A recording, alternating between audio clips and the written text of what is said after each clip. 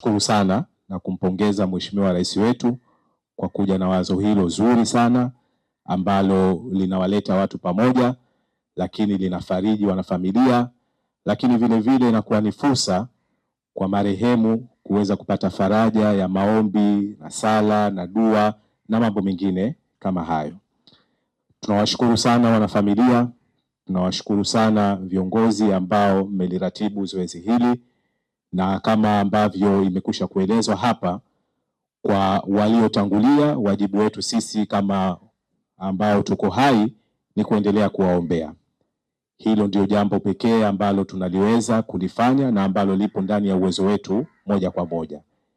Wao amali zao ambazo waliondoka nazo ndio hizo, lakini pale pa kuwajalizia ni kupitia sala na maombi. Kwa hiyo hatuna budi kama sehemu ya kuendelea kuwaenzi na kuwakumbuka, lakini vile vile kuweza kuzidisha sala na maombi, kuweza kuwatanguliza katika dua zetu, kuendelea kuwakumbuka kwa yale mazuri ambayo wameyafanya, lakini vile vile kuendelea kuombea maghfira.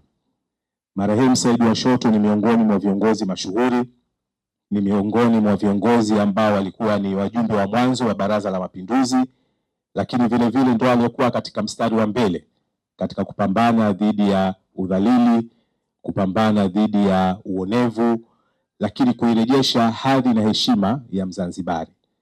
Kwa hiyo pamoja na ujasiri wake, pamoja na kujiweka mbele na kujitoa kwa ubinadamu wake, mali zake, roho yake, ni kiongozi ambaye amekuwa katika historia ya nchi yetu moja ya watu muhimu sana, na tunapaswa kuendelea kumuenzi na kumkumbuka kwa yale ambayo ameyafanya na mchango wake mkubwa ambao ameutoa kwa taifa letu.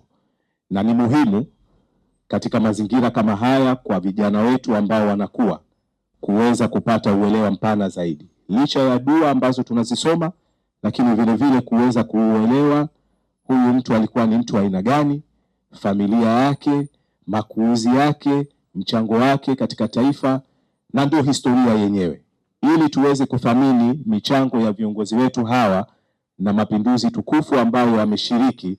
Manake lazima tuwarithishe vizazi vyetu vinavyokuja, waweze kufahamu ni kitu gani ambacho watangulizi hawa mababu zetu walifanya na namna ambavyo wamejitoa na uzalendo ambao walikuwa nao.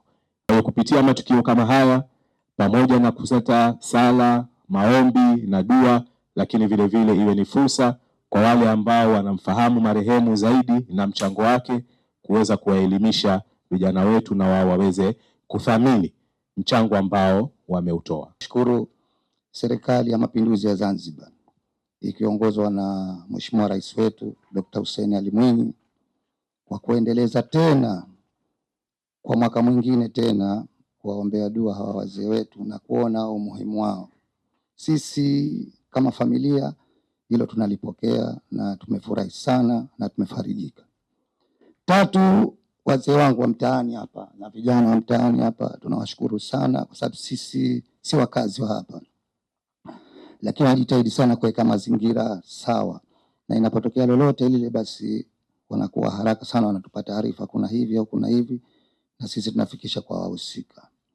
Kwa niaba ya familia ya marehemu Said Washoto napenda kuwashukuru wote ambao nimewatanguliza, na Mheshimiwa mgeni rasmi, salamu zetu hizi uzifikie kwa Mheshimiwa Rais wa Zanzibar.